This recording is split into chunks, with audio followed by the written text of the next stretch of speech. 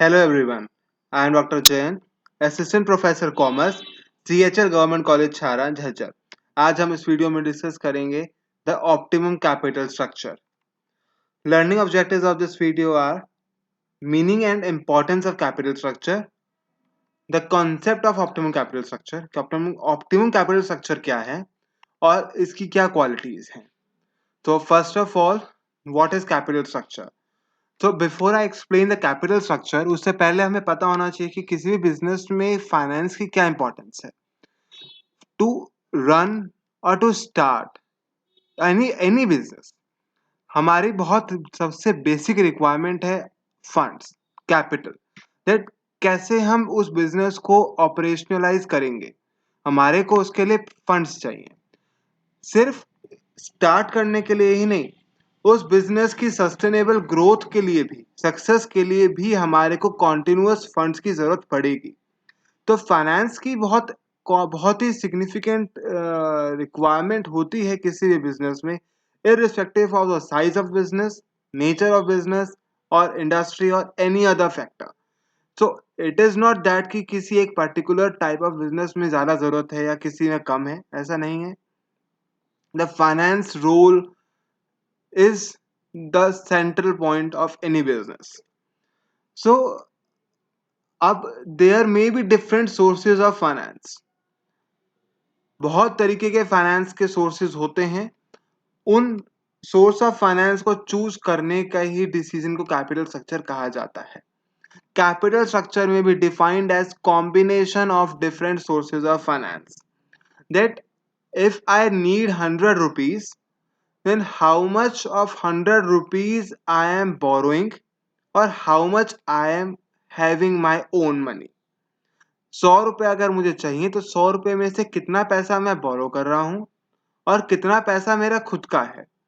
इसी रेशो को, इसी कॉम्बिनेशन को ही कैपिटल स्ट्रक्चर कहा जाता है और इससे संबंधित सारे डिसीजंस को ही कैपिटल स्ट्रक्चर डिसीजंस कहा जाता है, जो बहुत इंपॉर्टेंट एक सेगमेंट है किसी भी फाइनेंशियल मैनेजर के लिए। It explains the proportion of requirement, कि कितना रिक्वायरमेंट का कितना प्रोपोर्शन आप ओन्ड फंड से ले रहे हैं और कितना पैसा बोरोड फंड से ले रहे हैं। सोर्सेज ऑफ फाइनेंसिंग अगर हम देखा जाए तो ब्रॉडली हम दो कैटेगरी में लेकर चलते हैं। One is owner fund, that is खुद का पैसा जिसे हम इक्विटी भी कहते हैं, जिसमें equity share capital, preference share capital, share premium, surplus, reserves, profits, ये सारी चीजें शामिल की जाती हैं। वहीं दूसरी तरफ अगर हम देखें बोरोड फंड्स, बोरोड फंड्स में आपके शामिल आए होते हैं डेट सेक्शन, डेट सेगमेंट, यानी जो भी कोई बोरोइंग अगर हम करते हैं, चाहे गवर्नमेंट से, सेमी गवर्नमेंट से या किसी स्टैट्यूटरी ऑर्गेनाइजेशन से, टर्म लोन अगर हम कर रहे हैं, लॉन्ग टर्म लोन्स बैंक से या फाइनेंशियल इंस्टीट्यूशन से, डिवेंचर्स कर रहे हैं अगर हम, तो ये सभी आपके डेट इंस्ट्रूमेंट होते हैं जिसे हम बोरोड फंड कहते हैं। अब बात यह है कि बोरोड फंड्स की आवश्यकता क्यों पड़ी। अब क्योंकि हमने कहा कि किसी भी बिजनेस को स्मूथली रन करने के लिए हमारे को कॉन्टिन्यूअस फ्लो ऑफ फंड्स की जरूरत पड़ती है, but it is not necessary कि हमारे पास सारे फंड्स हों। तो इसीलिए ये बहुत जरूरी है कि बोरोड फंड्स हम यूज करते हैं। तो कुछ पैसा खुद का हो, अगर फंड्स की शॉर्टेज पड़ रही है तो वो हम पैसा बाहर से बोरो कर सकते हैं। तो यही ब्रॉडली दो कैटेगरी ऑफ सोर्सेज हैं, ये डेट एंड इक्विटी। अब जब डेट एंड इक्विटी के सोर्सेज की हम बात कर चुके हैं, तो अब हम एक और चीज में डिस्कस करना चाहूंगा, डिस्ट्रीब्यूशन ऑफ प्रॉफिट्स की।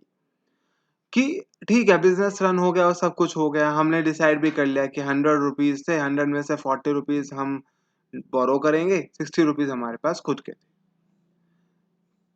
जो सोर्स ऑफ फाइनेंस है उस पर निर्भर करेगा कि प्रॉफिट्स को कैसे डिस्ट्रीब्यूट किया जाता है। एज्यूमिंग कि एक हम ऐसे बिजनेस की बात कर रहे हैं जहां पर डेट लिया हुआ है, जो मैंने अभी एग्जांपल लिया, 100 रुपीज थे, 40 rupees borrowed and 60 rupees own funds. तो हम मानकर चलते हैं कि यहाँ पर पैसा बोरो किया हुआ है। तो यहाँ पर प्रॉफिट्स जो हैं वो 3 हिस्सों में डिस्ट्रीब्यूट होते हैं।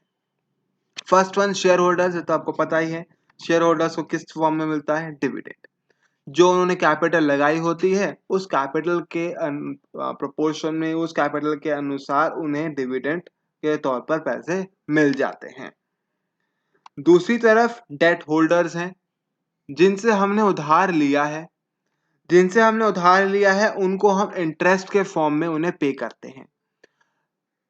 डिविडेंड और इंटरेस्ट में मेजर डिफरेंस एक तो यही है कि इंटरेस्ट जो है वो आपको पे करना ही करना है, चाहे आपके प्रॉफिट्स हो रहे हैं या नहीं हो रहे हैं। You do not have any option.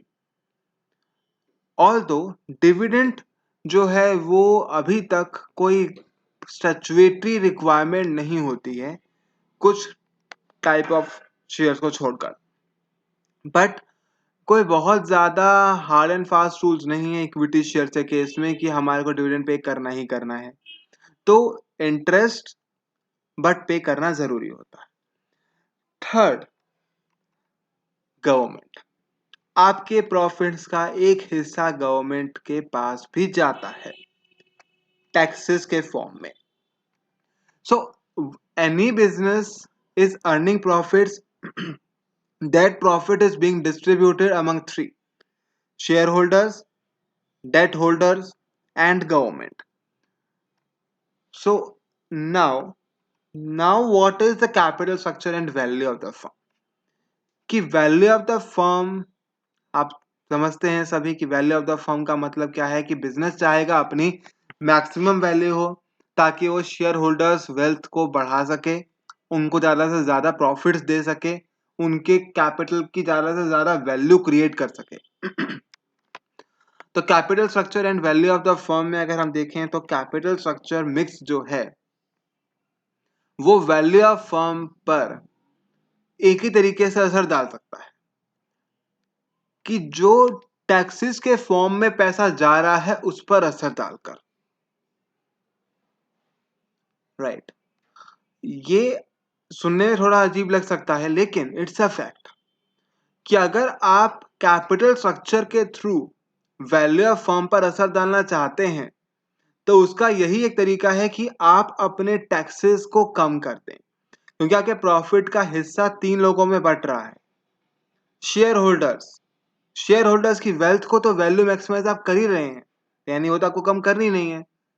दूसरा, डेट होल्डर्स का इंटरेस्ट जो है वो फिक्स्ड है, उसमें कोई कम ज्यादा नहीं हो रहा है। टैक्सेस, लेकिन टैक्सेस पर हम कम ज्यादा कर सकते हैं अगर हम अपने कॉस्ट या अपने प्रॉफिट्स पर कंट्रोल कर सकते हैं या अपनी बैलेंस शीट्स पर कंट्रोल कर सकते हैं लीगली, हमारे जो लॉज हैं उनके अंडर रहकर। सो कैसे करेंगे अभी? बोरोड सोर्सेज और ओनर सोर्सेज के बीच का जो प्रोपोर्शन है उसको चेंज करके। इंटरेस्ट ऑन डेट जो है वो एक टैक्स डिडक्टेबल टैक्स एडवांटेज देता है। अगर आप इंटरेस्ट जो है वो फिक्स्ड अमाउंट है लेकिन वो इंटरेस्ट जितना होगा वो आप टैक्स पे छूट मिलती है। It is an allowed expense that is tax deductible allowed expense. तो अगर हम अपने टैक्सेस को रिड्यूस कर दें तो उसका जैसे हमारी कॉस्ट कम हो जाएगी और हमारी वैल्यू बढ़ जाएगी। सपोज अभी तक हमने कहा था कि 100 रुपीज में से 40 रुपीज हम इंटरेस्ट के लिए यानी बोरोड फंड कर रहे हैं और उस 40 पर हम कुछ इंटरेस्ट पे कर रहे होंगे। अगर हम 40 की जगह 70 रुपीज बोरो करने लग जाएं तो हमें ज्यादा इंटरेस्ट देना पड़ेगा, लेकिन उस ज्यादा इंटरेस्ट पे करने से आपका एक तो सस्ता पड़ेगा, वो इक्विटी के मुकाबले डेट सस्ता फंड है।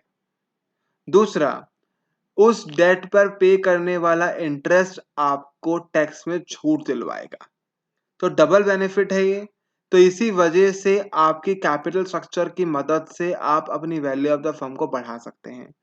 ज्यादा डेट के प्रोपोर्शन को बढ़ाने से टैक्सेस में कटौती होगी and reducing the taxes means you are reducing the cost, and if your cost is reduced your value will automatically go up. Importance of capital structure. It is one of the most important decisions of the financial manager, whatever the type of the business, whatever the size, no matters. Second, to determine the proportion of different sources. कि capital structure के proportion में जो मैंने आपको कहा कि 40-60 है, 30-70 है, 50-50 है, 30-20, the what is the ratio? That ratio is to be decided under capital structure decisions. और वही जो है वो बहुत सारे फैक्टर्स के ऊपर डिपेंडेंट होता है। There are number of factors which are affecting our capital structure decisions.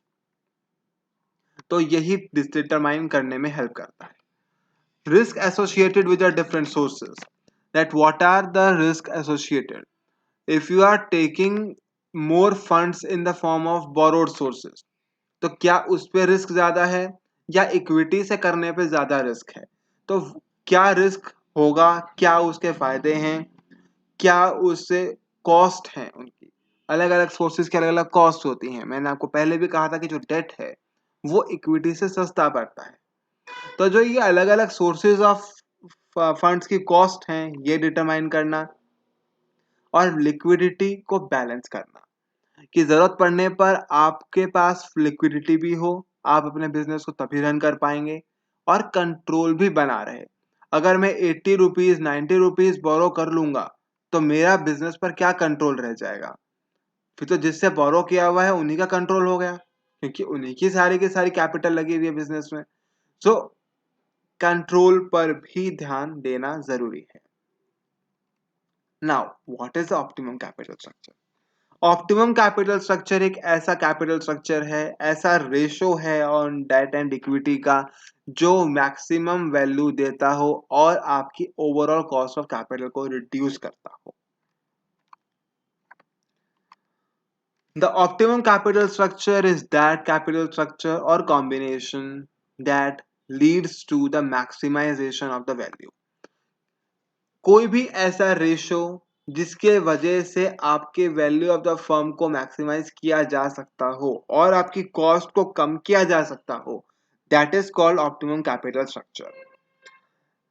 Date अगर हम इंक्रीज कर देते हैं तो वो हमारे को बेनिफिट देता है, लोअर कॉस्ट का टैक्स एडवांटेज भी देता है, और उस वजह से आपकी लोअर कॉस्ट ऑफ कैपिटल भी, ओवरऑल जो कॉस्ट ऑफ कैपिटल है वो कम हो जाती है। और कॉस्ट ऑफ कैपिटल का कम होने का मतलब क्या है? हायर वैल्यू होना। लेकिन क्या ये इतना आसान है? क्या उससे होने वाला कोई रिस्क नहीं होगा? कोई मतलब मैं चाहूं तो चाहे मैं 30 रुपए ले लूं, चाहे मैं 70 रुपए ले लूं, क्या ये दोनों चीजें सेम है? The answer is absolutely no. अगर आप ज्यादा डेट लेते हैं तो उसके वजह से आपका परसेप्शन, जो रिस्क परसेप्शन है शेयर होल्डर का, वो बढ़ जाएगा। एज अ शेयर होल्डर अगर मैं किसी कंपनी में पैसा लगा रहा हूं और मुझे पता चलता है कि इस कंपनी ने 80% या 70% पैसा बोरो ही किया हुआ है, तो it is considered to be more risky as compared to such a company where only 30 rupees has been borrowed. No doubt debt के वजह से आपको बेनिफिट हो रहा है, लेकिन उस डेट के ज्यादा होने के वजह से आपका रिस्क परसेप्शन भी चेंज हो रहा है। शेयर होल्डर ज्यादा उम्मीद करेगा आपसे। अगर शेयर होल्डर ज्यादा रिस्की मानकर कैपिटल लगा रहा है तो वो ज्यादा एक्सपेक्टेशंस करेगा और ज्यादा रिटर्न्स चाहेगा, तो अल्टीमेटली वही ओवरऑल कॉस्ट आपकी इंक्रीज हो जाती है।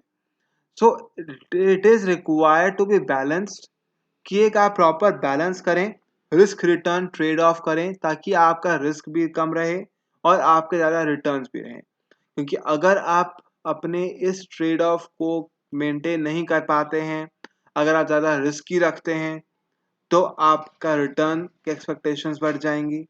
अगर आप बहुत ही कम रिस्क पर रखते हैं तो आप रिटर्न दे ही नहीं पाएंगे वापस। Being extremely conservative approach that also does not result in high returns. So it is required to be a proper balance, proper trade-off between the low risk and high return. Qualities of the optimum capital structure. First one is flexibility. It must be quite flexible. If it is required कि हमें इसे change करना है तो हम इसे change कर पाएं. सिंपल होना चाहिए, कोई बहुत ज़्यादा लंबा चौड़ा काम नहीं है, डेट इक्विटी के रेशो ही है. So it is simple but very very carefully decided. Minimum risk and cost of capital, जो रिस्क है कॉस्ट ऑफ कैपिटल है वो मिनिमम होनी चाहिए. सफिशिएंट लिक्विडिटी, अगर आपके पास फंड्स हैं तो आपको लिक्विडिटी का मेंटेन करके रखना जरूरी है ताकि आप जब चाहें उसके हिसाब से अपने बिजनेस को रन कर पाएं.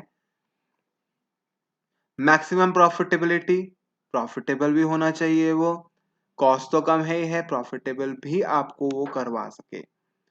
और रिटेनिंग कंट्रोल, अगर बहुत ज़्यादा आप डेट ले लेंगे तो आपका कंट्रोल चला जाएगा बिजनेस के ऊपर से, तो वो भी it is also another issue. और लीगल रिक्वायरमेंट्स भी देखने की बात है. तो ऑप्टिमम कैपिटल स्ट्रक्चर के कुछ ये क्वालिटीज़ हैं, कुछ फीचर्स हैं. मोटे तौर पर अगर कहें तो एक ऐसा कैपिटल स्ट्रक्चर, एक ऐसा रेशियो डेट और इक्विटी का जहां पर आपकी मैक्सिमम वैल्यू होती है और मिनिमम कॉस्ट ऑफ कैपिटल होती है. Some questions. What is capital structure?